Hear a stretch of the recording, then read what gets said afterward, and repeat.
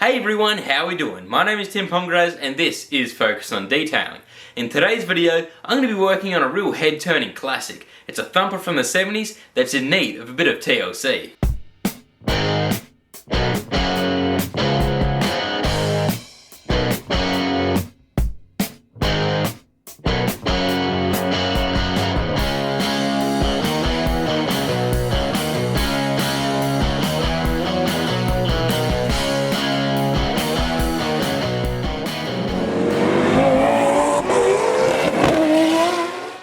You may have guessed by the title of this video that I'm going to be working on a 1976 Yamaha TT500. It's actually my dad's bike, and for its age, it's in pretty good condition still. It's just in need of a bit of a tidy up.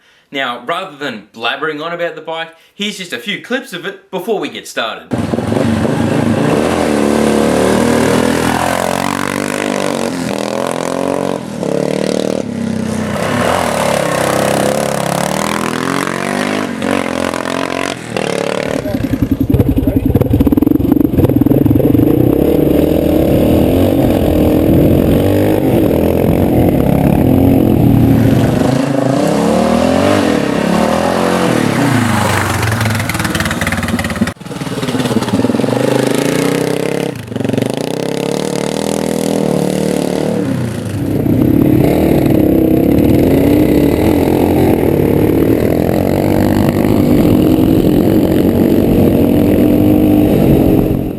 This is going to be a pretty standard spruce up. I'm going to be going through each step in detail from start to finish, outlining just what I'll be doing. Now we may as well just get straight into it. As stated before, it is in relatively decent condition considering its age. It's over 40 years old, but it still needs to be cleaned with care, as the paint is peeling, some plastics and rubber are brittle, and things are fading. I won't be using the pressure wash to rinse down the bike at all for this job, as it could strip off more of that old paint. We want to be careful about how we go about detailing, so soft cleaning methods will be important. You'll notice that the chain isn't on as it's not an O-ring chain. We don't want it going rusty, and the original exhaust has been taken off and kept away, replaced with a not so quiet straight pipe. I started by diluting some all-purpose cleaner in a pump bottle, then working in sections of the bike at a time, gave it a good spray. As soon as I finished wetting the area, I got my brush from a bucket of soapy water and agitated the cleaning agent across every surface. For now, just half of the engine, as that's the dirtiest. You'll notice that I'm not starting from the top and working my way down as I normally would, and you'll find out why very shortly. I rinse it down with a hose, making sure to remove all remnants of the APC. I continued over with the other side of the engine with the exact same process. There wasn't exactly a process of what to clean first. I just worked in sections of the bike, not going over the top so I could focus and do a better, more thorough job on a particular spot. The APC immediately helped to break down and degrease the surface, while the soft brush with the soap helped for that deeper clean, than just running over it with a hose and mitt. I had to take my time when cleaning and wasn't at all surprised if I had to run over a section again to ensure I reached every nook and cranny. The tyres were cleaned in the same fashion, only with a larger, firmer brush to scrub away the dirt and mud. It was predominantly for the bottom half of the bike, so wheels, tyres, engine, bash plate, etc. If you really want to get serious, you can remove all the plastics to get in and around everywhere, but I wasn't going to go that far this time around, as there were time constraints. So now that the dirtiest sections had had a deep clean, I could focus on the top. This was the only time I used the pressure washer, and that was with my foam cannon. I sprayed a thick layer of foam over the entire bike. This will help to loosen the light mess across parts of the bike where we hadn't yet touched, as well as doubling up on the already cleaned areas. I ran over the top surfaces with a wash mitt, then worked with another clean brush across other areas of the bike using the foam as a lubricant and yet another cleaning agent. The fact that the messy foam was dripping down over the already cleaned areas wasn't really an issue, as they were already deep cleaned and was very easy to rinse all that off again. If anything, it was more beneficial.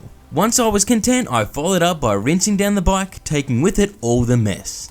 I made sure to leave no foam or any cleaner left over the bike before drying. When it did come around to drying it, it was as simple as using a blower to remove the excess water from all those hard to reach spots. An air compressor may have been a bit vicious, but if you had one of those blow vacs, that would have been great. Unfortunately, I don't, so the blower will suffice. Any spots that were still slightly wet were wiped up with the microfiber towel. Pretty straightforward. Now at this stage you could say that you're done, but I'm going to go that little bit further. Moving on with a metal polish. touching up some areas that were a little dull.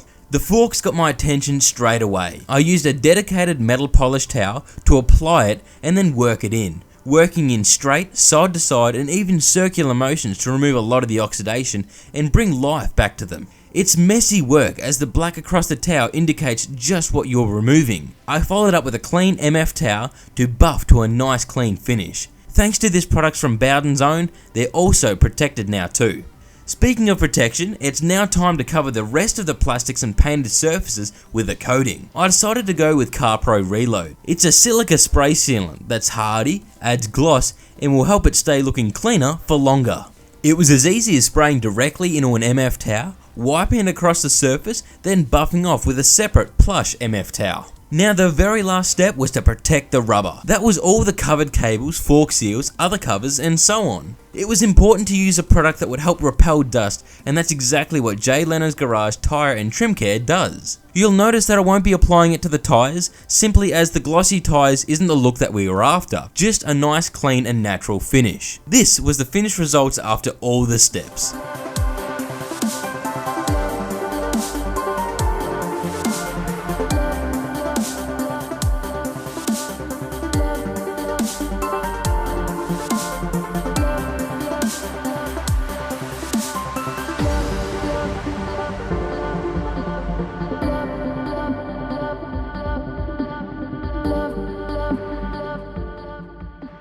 The bike was left now clean and protected, ready to be put back safely in the shed, but not before a quick ride.